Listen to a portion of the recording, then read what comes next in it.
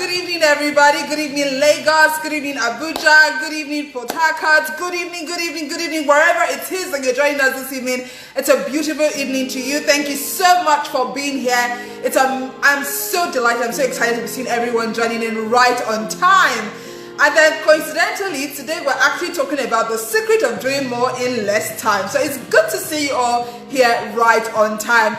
Welcome to Agile Careers. Of course, you know that this show is handled by Certification Edge. Yes, your foremost training center for everything that has to do with global certifications. If you want to train with the best, you've got to roll with the best. And guess what the best is?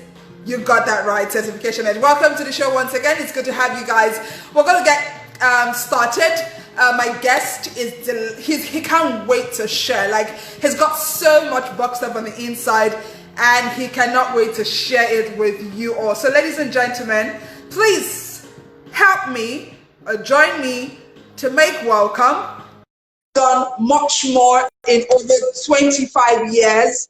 He's got so many experiences. Currently the head of training for FCMB. He's someone who's interested in life coaching. He wants to ensure that your product is great. He's got HR experience. He's seen it all, I must say, technically. Help me welcome Mr. Shola.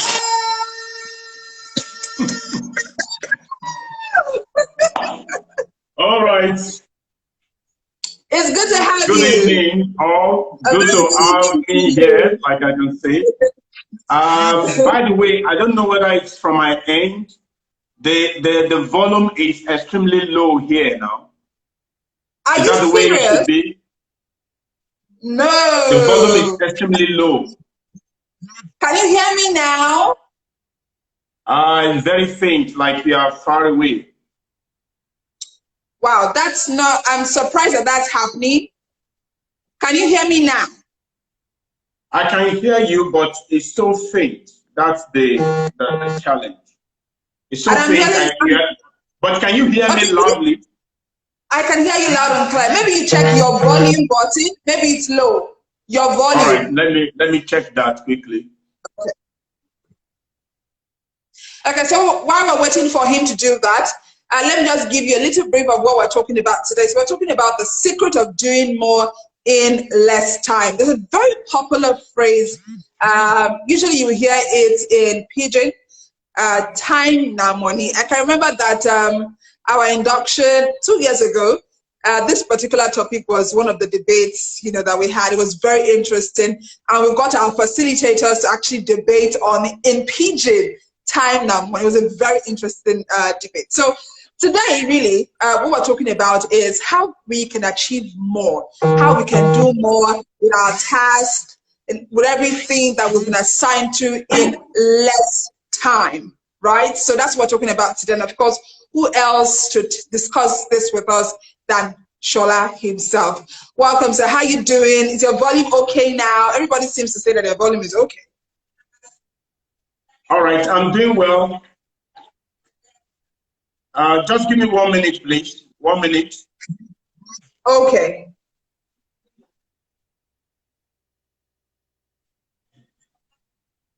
Okay, so why Shola gets back to us, so we actually find out what the problem is. Let's delve a little bit into what we're talking about before he comes here. So I did quite a lot of research as regards this. I come to understand that everything that is related to doing more in less time usually dwells on productivity. In fact, they tell you that people who have to do things in production line are the ones who use this theory or this phrase very often. But I think that with the way the world is going, time is gold right now. Like, time is important to everyone, to organizations, even to you as a person. Right now, you feel like there's so much you want to do, and there's so little time. Right, Shola? Well, I like I said, somebody just told me that it's very clear on your site and they can hear you. Yeah. But on the device that I'm using right now, the voice from you is so faint that I'm struggling to hear what you're saying. And this is, it's very faint. However, I think I'll just get into it, and I'm hoping that I'm going to need to listen very well whenever you are talking, so that I can be able to hear what you are saying. All right. Okay. Starting this evening, thank you very much. I must say, we spoke some few minutes ago, and I was able to give you my immediate, reaction to everything that you guys are doing in Certification Edge. The truth remains that I have watched Certification Edge over the years, and I've seen some level of consistency and in your practices, particularly in helping to build, the level of professionalism that we have within the HR profession as it is. So I think, you guys are doing a good job, all right? And thank you. I must also say thank you for that video profile. I got some very positive feedback, people asking, and I said it's Certification Edge that did it, and I think you guys, you have a way with that as well. So thank you very much. So let's go straight into this evening's conversation, which is looking at secrets. Most times when people say secrets, it brings some kind of level of curiosity. Okay, all right, let's hear what we have never heard before. All right, but I need to quickly say ahead of time that what I'm going to be sharing this evening is not as if you have not heard those things before, or you've not come across them before, or you are not even practicing some of them before. But I believe that the whole essence of this conversation is to just bring them back to our fore, all right? Bring them to our to our remembrance as it is, so that we can refresh our mind and also probably renew our commitment to those principles, if at all. All right. And I believe that the conversation we're having today also is so critical, given the fact that at the beginning of year 2020, everybody set out with some very fantastic goals, strategic plan for the year, and even the budget for the federation. But fast track to like 3 months into the year, everything was disrupted. All right, budget is thrown out of the window. Strategic documents, discarded, and of course, individual plans also became, something that is no longer sustainable. So I think today it's now important for us to say, okay, what are those, skills or principles or practices that we must begin to re-evaluate and probably internalize for us to be able to make more traction within the, given the disruption that we have experienced so far. So if you don't mind, I'm going to start with a very, something I believe is so personal for everybody, because we can begin to talk about doing more, all right, in less time, except we set some context around it. All right, the context I want to bring in is that one, getting it done is what actually helps us to be able to communicate our relevance to our world. Whatever you do is what, shows the kind of person you are or the value that you carry on the inside of you. And to that extent, the starting point will be that, do you even know who you are? So my first point is that the first thing, if you want to begin to do more, you have to start from the beginning. You have to start from the basis. Because when the purpose of a thing is not known, abuse becomes inevitable. So I'm going to say that the first thing we need to look at is that, as a person, do I know who I am?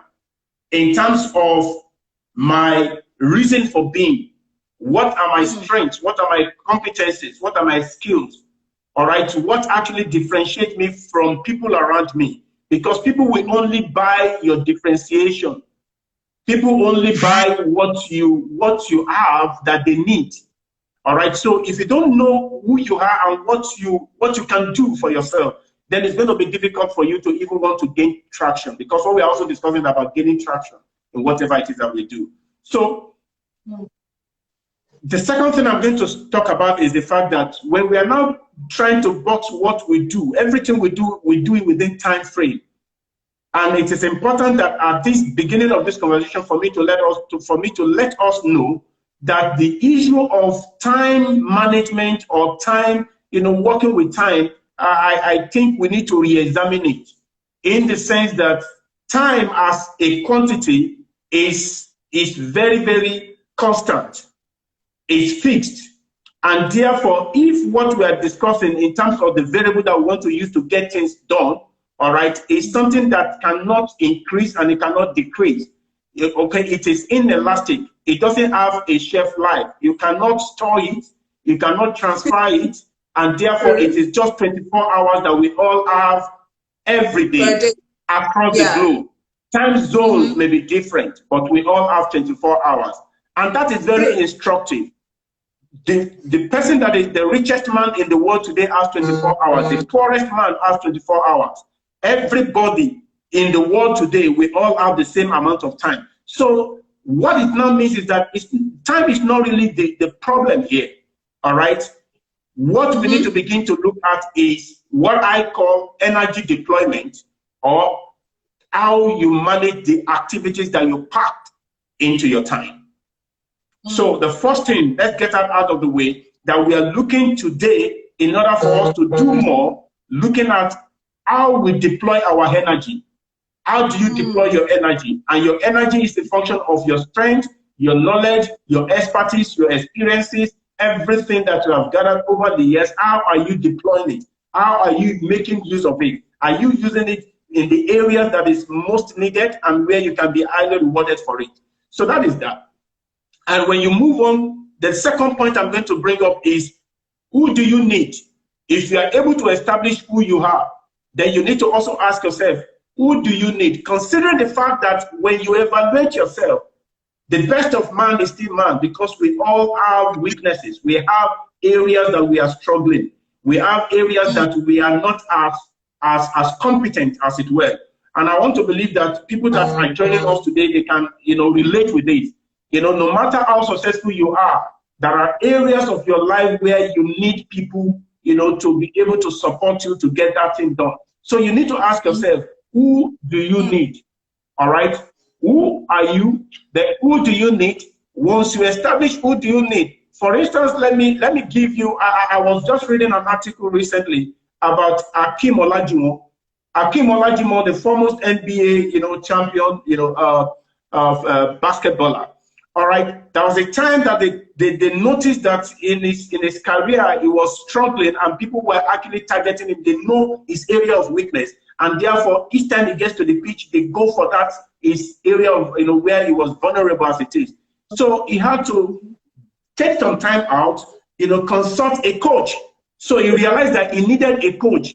So the coach now gave him exercise. I read in the article that he was now throwing 500 shots a day, 500 shots daily, in order for him to really pick up and develop strength in the other areas where he wasn't doing well before he returned back to the pitch.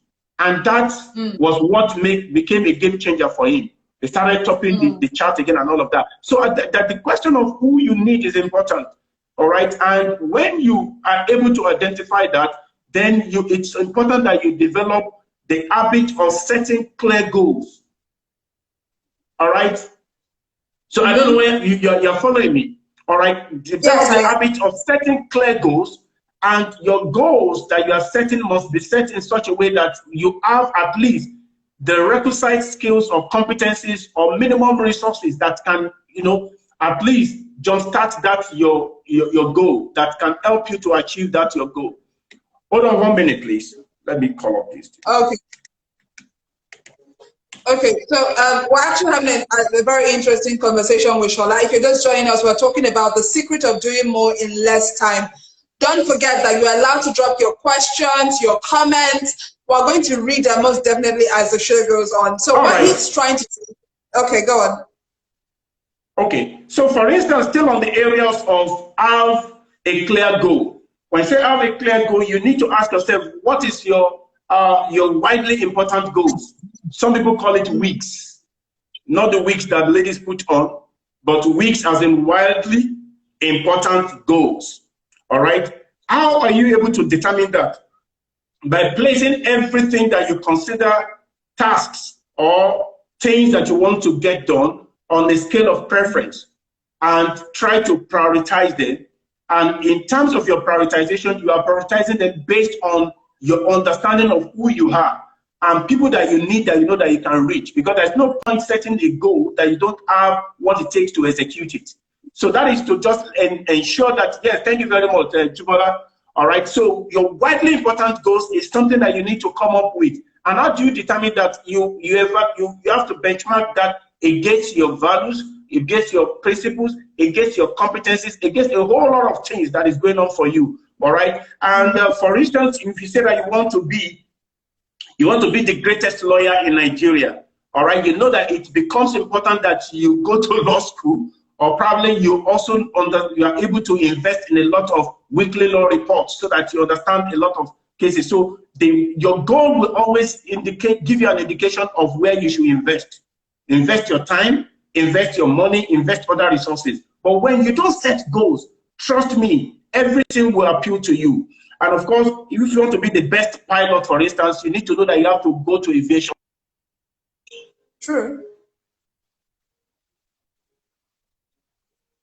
Okay, so I'm sure that this is of a necessity register to be a member of CIBN.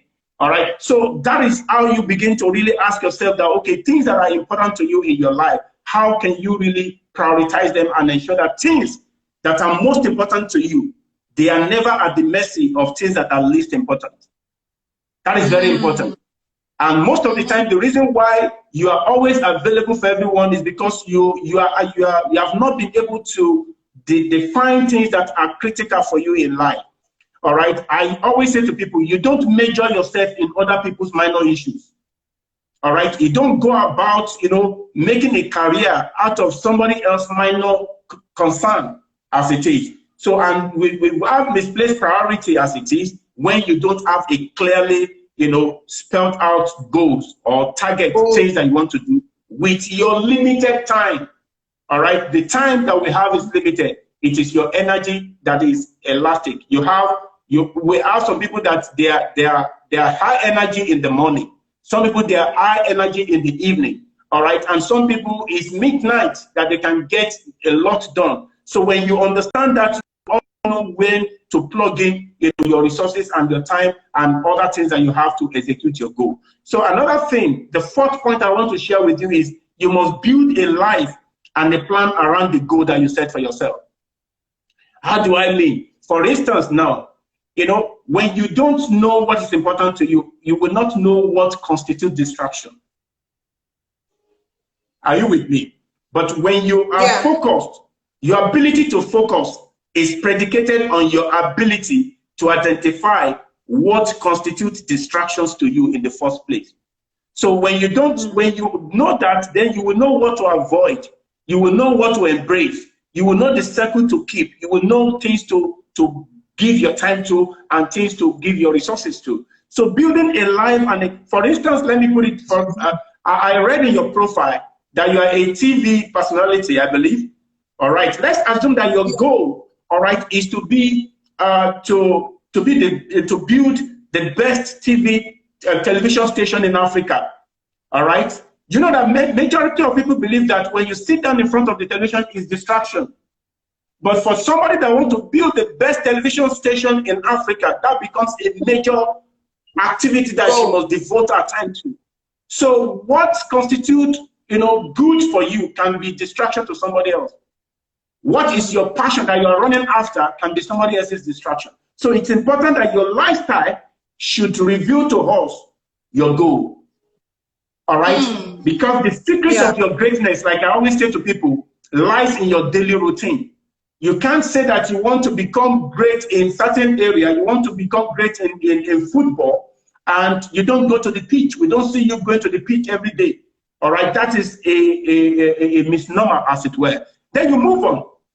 The fifth thing I want to share with you is that you must also invest in gadgets and automation, because the age that we are here right now is an age whereby you can gain a lot of traction when you understand the power of technology, when you understand how to leverage on digital platforms. For instance, I know that people can write books today and you don't need to even talk to any printer. You can write book, publish your book, and have your book, on display for sale without having a printer. So understanding the power and the role that a technology play in helping you to the one that works for you. All right, just give me 1 minute. I need to. Okay, like I said before we started, I told you that Shola has so a lot because to we are share in the age with us. of technology and going digital is now a must. Now, before people say that, no, I mean, I just don't know anything about this, your Instagram. I don't do anything about LinkedIn and all of that. But the fact remains that Instagram, LinkedIn, Facebook, all the social media has become a major enabler for all of us today. And unless you change your mindset to begin to invest in things that can help you, on your skills on how to do things digitally, all right, you will realize that you will not be able to do a lot more. You will not be able to achieve a lot. Others will be achieving a lot, but you, it will be very difficult. For instance, I read somewhere, all the Ivy Leagues universities that we have in the world today, they said they are moving all their courses online. Guess what? 100%. 100%. All major Ivy League schools are moving their courses that you would travel all the way to Boston or all the way to Milton Keynes, Cranfield to go and do. Now everything is coming to you right in the corner of your bedroom or whatever it is. And of course, you can also, this audio that we are doing right now, supposing this is a paid for content, as it were. All right, you can put it on the platform. You can put it on any digital platform, and people all over the world can buy into your content. So you must understand that these days, your digital gadgets, as it were, are part of the things that you can use to improve your ability to get a lot more done within the allocation of 24 hours that you have a day. And number 6, building on that, is that you must build a deliberate network. Build a deliberate network of people that you believe. I heard of a guy. He's in Covenant University now. He's a professor and he's less than 50 years old. All right. Why? Because he found himself in the right system. If it is in our traditional regular university, if you don't have gray hair, white hair everywhere, they won't give you that professoral, stuff. All right, because naturally, once you have done after your PhD and you work for like maybe 10 years max, you should get it. So, but in our regular university, you won't get it because it is not a good circle, as it were. So I'm just using that as an example that you need to begin to build deliberate networks. Trust, guess what brought me here today, because I found myself within this certification edge network. That's what brought me here today. So you can, most times, you don't grow beyond your network. And that's why, again, we are redefining what is a person's self-worth. Your self-worth today, for as many people listening to me, is a combination of your network and your net worth. Where your net worth stands for your asset and liability, all right? When we net your liability from your assets, all right, that is your net worth. But when we combine that, your net worth, with your network, it gives us a total picture of your self-worth. So in other words, there are certain things, some people will have low net worth, but because of the quality of the network that they keep, the quality of contact in their phone, all right, the quality of people in their circle, they are able to do a whole lot more, all right, without spending a dime, all right, and somebody that has money is not able, all right, to achieve the same thing. Let me share this. There's a classic story of someone in my place of work, and this is real life story. This guy was a clerk, all right, and because he was a relationship manager to the proprietor of one of these big schools in Lagos, all right, and they had conversation one day because the guy had been so good to the woman as a client and all that, and they had conversation, and the woman asked that, okay, do you have children? Yes, I have a kid. All right, and which school? The conversation led to, okay, get to know that the guy's child was going to a public school. All right, and he said, why are you sending your child to that? He said, no, I can't afford it. But you're a banker. I said, no, I'm just a clerk, so I can't afford it. Do you know what happened? The next thing was that the woman actually offered her son a scholarship in a prestigious school. That is the quality, the power of network. That is net worth. cannot obtain for him. All right. So basically what it means is that we need to be deliberate about our network. And when you have that network, you need to also understand the next skill, which is the seventh point, that the how to collaborate. All right. Collaboration is very important. Somebody says that when the going gets tough, the tough gets going. They say when the going gets tough, all right, the tough gets going. But I beg to differ that is changing, because when the going gets tough and the tough keeps going, the tough can get lost.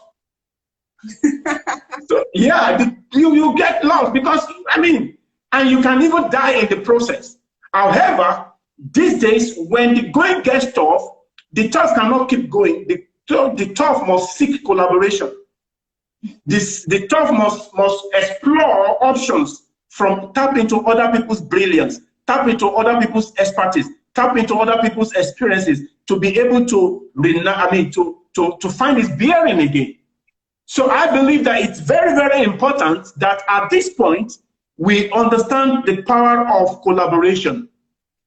For instance, this is a very good example, by the way. Have you noticed that those guys that sell beans always work together with those guys that sell bread? Oh, bread. That is collaboration. Because when somebody thinks of beans and you see bread, they say, oh, I think I should have bread. And when someone thinks of bread and you see beans, you just combine it. So that is what I call a synergistic collaboration. They were able to, support one another, because they have different things that people that they both serve will need, and therefore they are able to cooperate to compete, which some people call competition. Collaboration, competition are the new, skills or practices that all of us must embrace if you want to be able to do more. Ordinarily, if the guy is going with, going alone, the guy selling beans, going alone, selling the beans, you will surprise that people that want to eat bread say, let me see bread first before I buy beans. And the person that wants to eat beans and sees bread, I think, let me see beans first before I buy bread. But when they are together, all right, everybody will be able to make improvement, as it were. And there's something that I noticed about this woman. I don't know whether it's right to mention her name. Mohabudu. Mohabudu, for me, looking at her from afar, she was an HR person from the start. All of a sudden, she's ruling the Nollywood now. How do you transit from HR to becoming a filmmaker? She's now a filmmaker, all right, because she's able to forge the right, alliances, and of course, collaboration with people that are experts in that field. With the likes of Funke Akindele, they did, I think it's Excellency together. That was one they did with for R&D, Castle and Castle. All right, it's on Netflix.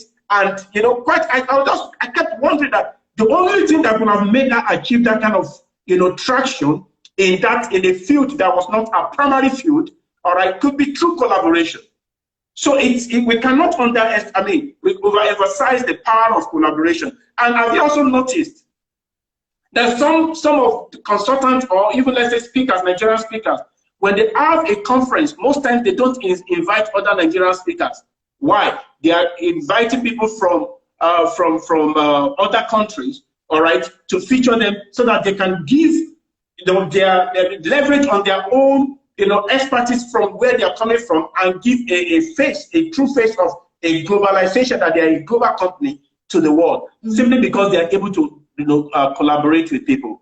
All right. So moving on again, the 8th point that I will be sharing before I start listening to your question, because I'm sure that you have some questions, for me as it were, is leveraging on expertise and of course experiences of others. And when you master the art of leveraging on other people's expertise and experience, it's another form of delegation. It's another form of delegation, delegating what you cannot do. There's something I was supposed to have mentioned when I talked about who you are. Some people, they are edge people. Some people are led people. People that are edge people, they can create ideas. They can come up with innovations. But the fact is that most of the time they may not have what it takes to really implement, all right, to implement what they have created, as it were. So you need to be able to tap into the expertise and experiences of people that have done that thing or something similar, and be able to do what? Work with them to give, make that your idea or your intention to become, a reality, as it were. So I believe it's not just about collaboration. That one is now leveraging on the expertise of others. Even in the workplace, you have been given a task to do, and you realize that this thing requires Excel skills, but you don't have Excel skills. You have power. You are a guru when it comes to PowerPoint. You must be humble enough to delegate that aspect of the task to somebody else in your team or somebody outside of your team. And of course, you must also be willing to volunteer your skills, because some of these things is actually, it must be a symbiotic relationship, such that I give to you and you give back to me, as it were. And the ninth point I want to share with you is the fact that, yes, all of us want to do a lot more within a short space of time. All right, but we must learn to rest. We must learn to rest. Because sometimes taking a rest is not, I'm not talking about sleep. You must take time to renew yourself. As a matter of fact, that is the 7 habits of the 7 habits from the 7 habits of highly effective people. The taking time to rest, all right, is like the habit 7 in the 7 habits of highly effective people, which says that you should, where are you going? Where are you going? I must bring this out. I must bring this out. All right. Okay. Sharpen the saw. Sharpen the saw. All right. So sharpen the saw is the habit of self-renewal, where you have to go and recreate, where you have to go and refresh, where you need to really step aside from the task and just generally cool down your head and all of that. Because if you refuse to rest, trust me, you will soon be late to rest. So we must balance it. As much as we want to really do a lot more, we must also learn how to ensure that we take the necessary, rest. And another thing I must say on that point is the fact that I don't know whether there's this principle, and I think I picked it from 7 Habits of Highly Effective by Stephen Covey. He called it production and production capability. Production and production capability. So you don't have to kill the goose that is laying the golden egg. Don't kill the goose that is laying the golden egg. In other words, it's a parable about a farmer that has a goose that suddenly started laying golden egg, and the farmer will take the golden egg and will go and sell it. And it got so impatient someday. He said, come on, why do I have to be coming every day to come and be picking one by one? I can as well just open you up and get all the eggs out. So not knowing that you must keep maintaining the hen in order for you to continue to get the golden egg. That is how some of us behave sometimes. We want to achieve everything in one day. And guess what? You can actually suffer fatigue. That is if you don't even totally collapse. And that is why I believe that even as we are teaching this agile working, agile, environment and all of that, there should be periods and seasons or times that we just, relax. Okay? And the last point, even as I'm going to give you time to ask specific questions now, is that don't ever play outside of your areas of skills and influence. Don't ever. Why? Because fishes are always inside water. Fishes are always inside water. If you leave your natural, if you leave what we call your forte, all right, to be struggling with other people in their areas of strength, as it were, all right, it will just spell, a doom for you. Because if you pick a fish out of water, all right, it's a matter of time. The fish can dance for a few minutes, but before you know it, life will be snuffed out of it. And a lion can also not get inside the water and want to swim like the fish. So I'm basically trying to let us know that never you when they give you something, maybe opportunity even sometimes that is outside of your forte, it's always good. Since you already have a good network, why can't you pass it on? All right, and only shine in the area and on the stage, the platform that is strictly designed for you. Because the more you stay in your area of competence, the more value you are able to deliver, the more traction you are able to gain, and the more people will recognize you for who you are, and the more you'll be able to really find fulfillment overall in life. So I think when we are looking about secrets, trust me, there is no secrets more than this in getting a lot more done in less time, particularly given the way we opened the conversation that the number of time allotted to you is the same number of time allotted to me. All right, the same number of time allotted to people in UK is the same amount of time allotted to people in Nigeria. So the only difference to some of us is time zone. However, the energy, how we deploy our energy, and the activities that we pack into our time, those are the things that will determine the kind of level and the kind of value that we are able to get at the end of the day. So thank you very much. I think we can open up for questions now. I haven't seen any questions yet. And I'm going to have to strain my head because honestly, I have not been hearing you, and that's the truth.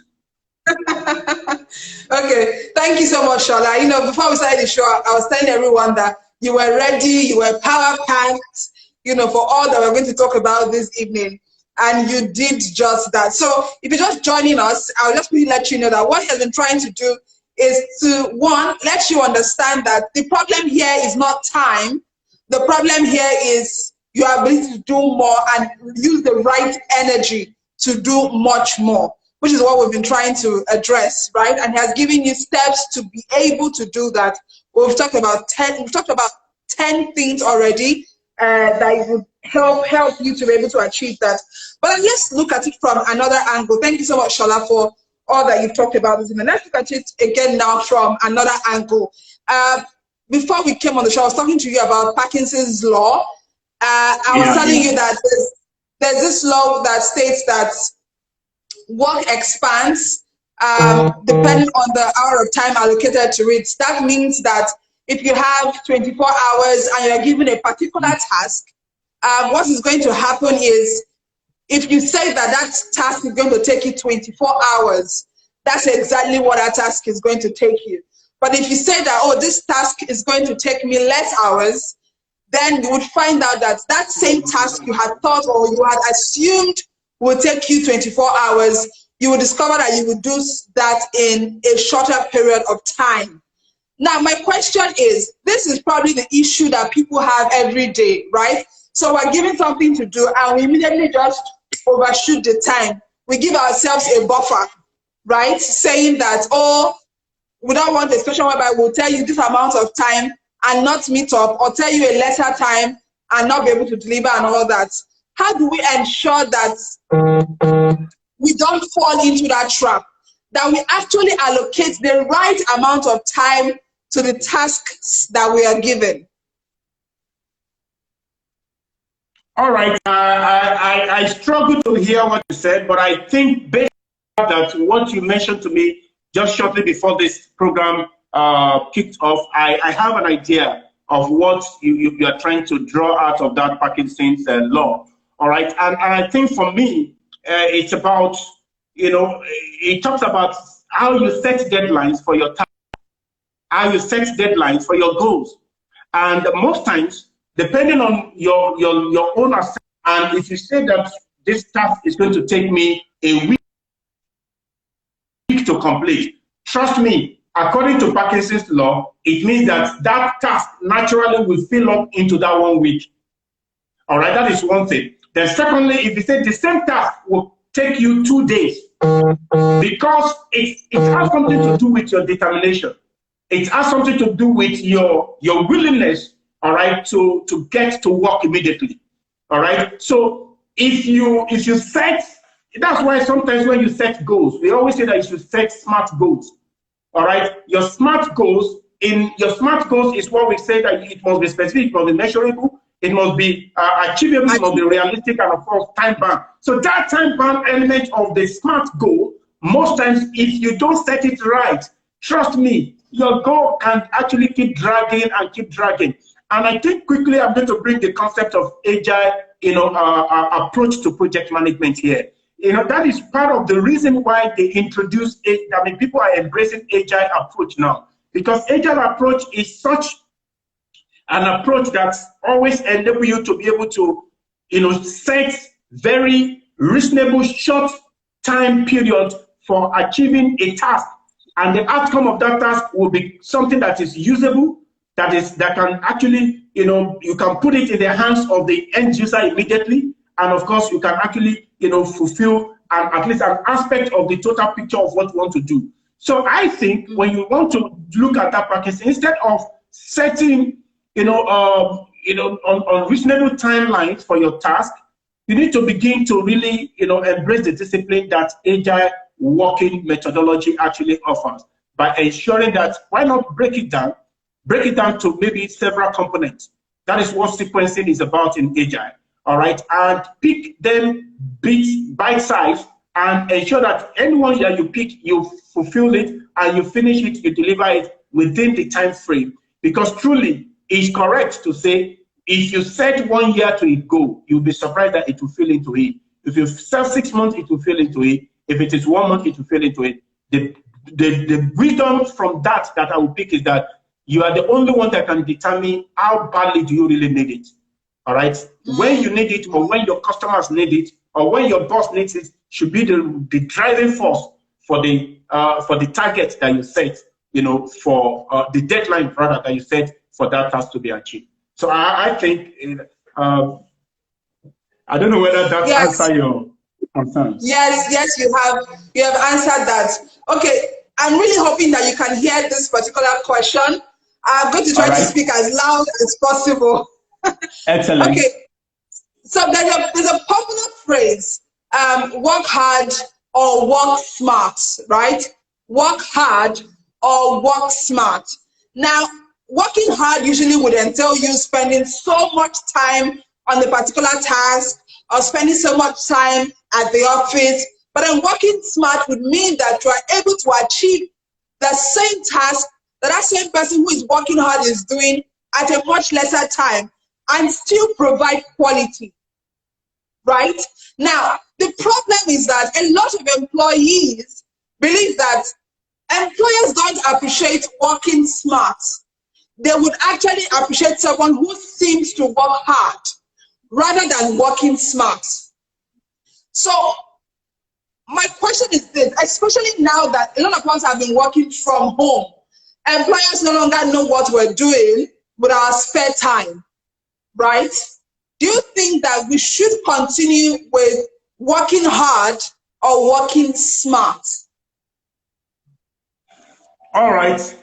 I love the fact that you are able to, mention that now the rhythm has changed. All right. The rules of engagement has changed.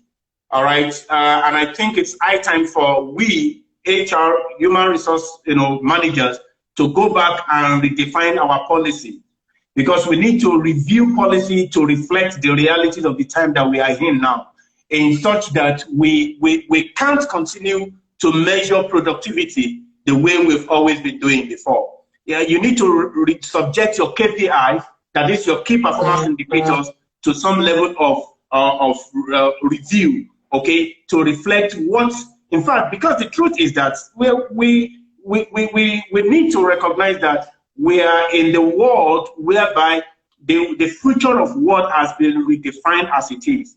You can't, I don't have to be in the office, all right, before you can know whether I'm contributing or whether I'm working or whether I'm productive. So what organization needs to begin to do is to begin to invest, all right, in technology or infrastructure that can enable people to work anywhere. All right. Several years ago, and when I say several years ago, I mean several years ago, as far back as probably maybe 2003, I read the book. Everything that is written in that book is our realities today. The title of the book was Walk Naked. It must be a very old book. I have it in my library. It's called Walk Naked. talking about commuters, talking about flexi hour, talking about flexible work environment and all of that, and being able to, there's people, they call them, commuters. They are really, they don't stay, all right? They don't stay in one organization for too long. So what it means is that I don't need to see you in the office right now for me to know that you are working.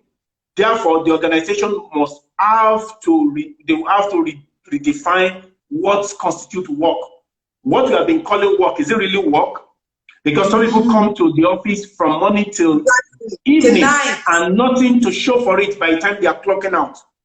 And whereas somebody stays back at home, I won't lie to you, from even watching someone that works with me in the house, I observe that the way the person walks, that the amount of energy that goes into the way, the person coordinates everything that the person does. I don't want to use gender so that you don't have an idea. I said, wow, this person is doing so much, even not in the office.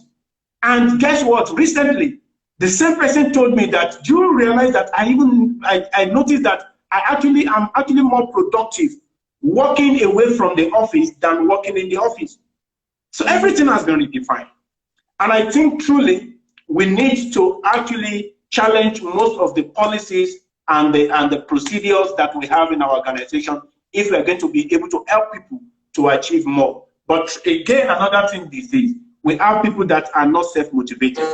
We have people that are not organized. We have people that are not disciplined. Therefore, you have to redesign your performance appraisal system, all right, in order to be able to identify those that are actually really doing the work and those that are not. And so that we don't use one cap fits all, because some people are not disciplined to be able to be accountable for their time and deployment of their energy within time when they are not in the office. They have to be under the watch of a supervisor or a manager before they can work. Those people, you need to separate them from those that are actually really smart workers. Those are people that are called smart workers. Smart workers are people that whether you watch them or you are not watching them, they are accountable, they are committed, they are fully engaged, they understand what is required to be done. In fact, they create jobs for work for themselves. Those are smart workers. And of course, these people are also very smart when it comes to the use of tools to get their work done. All right. I was with one of my subordinates yesterday, and I realized that she pulls out, I was talking to her, and she pulls out her phone. All the things I was saying, she was just typing it into her phone. She was typing. I said, "Oh, okay." I said, "It's a note on your mobile device." And the moment she clicks on any of the dots, it cancels it out. That okay, this is done. That is done. So we need to also recognize that smart workers will be able to. They will become digitally savvy as it is. So it's important that we know that we can't bring people to work alone and think it's only when I see you in the office 8 to 5 or 9 to 5 is when you are working. You can actually be adding a lot of value working remotely, and that is what I call being, working smart as against working hard. All right, so we have a question on the comment section. It says, on collaboration, how do you foster and energize collaboration in an environment that is resistant to it? That's the question. All right. Now, let me say this. When most of the time, this statement is so profound, you must be ready to be the change that you want to see in any environment you find yourself. What are the characteristics of a collaborator? A collaborator is someone that is always willing and ready to offer help and support to others. Naturally, human beings, we are designed in such a way that when people give you what they have, naturally, most of the time, you feel obligated to give them what you have, particularly if they need that thing. And this is the way I put it. Anytime you receive a favor from someone, you actually mortgage a degree of your own freedom to that person. Let's assume now you are giving me something so precious, all right? Trust me, tomorrow you need something. I will feel obliged to even go out of my way to get it for you. Now, for in an environment that is closed up, that people are not open to supporting or helping one another, why can't you be the change, the difference in that thing? Be the one that will always be available for everybody. All right, demonstrate to them that it is a lot more better to collaborate and to be able to support others than always, doing things in silos. Because trust me, the power of a team lies in their ability to collaborate and to leverage on each other's brilliance or competence or experiences. Otherwise, that team already will be suboptimal. There was a time we took something in my office, we called it, attributes of teams that sucks and attributes of team that rocks. So you will see whatever applies in the team that rock, all right, is lacking in the team that suck. And where there is no collaboration, trust me, I can tell you that team suck. Yeah. That team sucks. All right. And this person needs to begin to take the first step to offer help, offer support, all right, and be the glue that will bring everybody together in that team to begin to appreciate the power of collaboration. All right, Shola, thank you so much. We've really enjoyed the discussion with you today. Our time is really drawing close. So let me just quickly share something, then we go straight to the game for today. So I was doing a research yesterday. I was sharing with you also before we came on air that I was doing a research and I learned yesterday about classical management. One of the founding fathers was Frederick Taylor, and he was talking about scientific management, the sense that you were able to measure time and motion. Technically, he's just trying to say that if you can check your processes, you will see some processes that you need to re-engineer or you need to redefine, and that way you are able to cut the amount of time you naturally would have spent. So let's say, for example, maybe normally you would, what's the term? Let's say normally when people come, are recruited into your organization, right? You get to do onboarding, and then you take about a week. First day they get to do training. Second day you explain policies to them. Another day, and then it takes an entire 1 week before this new recruits are even able to start working or becoming important to your organization. Now, what he's trying to say is that the best thing for you to do is find a way to shorten that process. So it's very possible that you could send a lot of these things that they could have done when they came in, maybe send it to their email. So they get to see it before they come in. So by the time they're coming in on day one, it's probably just a summary and a discussion. And then you've shortened 1 week worth of work. Do you understand? You've shortened 1 week worth of work, saved the organization a lot of time, and then now those people can begin to do more by going straight away to begin to affect the business. So he's saying that managers must look at processes, look at the processes that you have, find the loopholes, find things that are unnecessarily elongating tasks, cut them short or redefine them or re-engineer them, and then you will see that you'll be doing a lot more in the shortest possible time. Okay, so that's my own 2 cents on today's topic. So Shola, it's time for us to play our game. All right, bring it on. Okay. What's your favorite oldies? What's your favorite oldies song?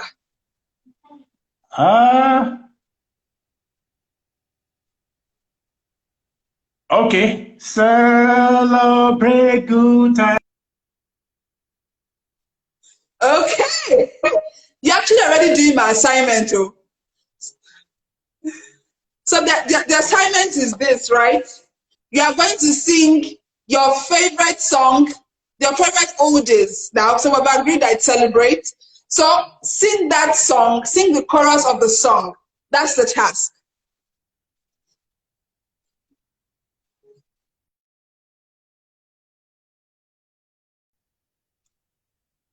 Oh my.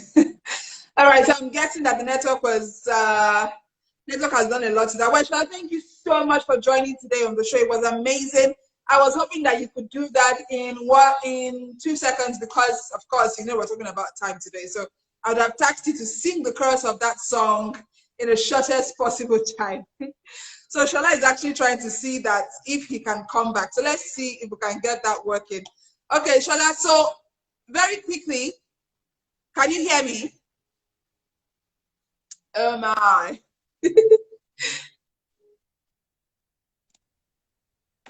Okay, so we're back. Okay, so very quickly, the title, just your favorite oldies is Celebrate, right? So I'm hoping that in 60 seconds, you can sing the chorus very quickly. In the shortest possible time. So let's go. So let's on that note of celebration, can we draw the curtain on today's program? And thank you so much for having me. It's been fun being with you. I really appreciate my time with you tonight. I told you, you should play in your area of competence. All right, don't step outside of your boundary. Thank you. So let me practice what I preach.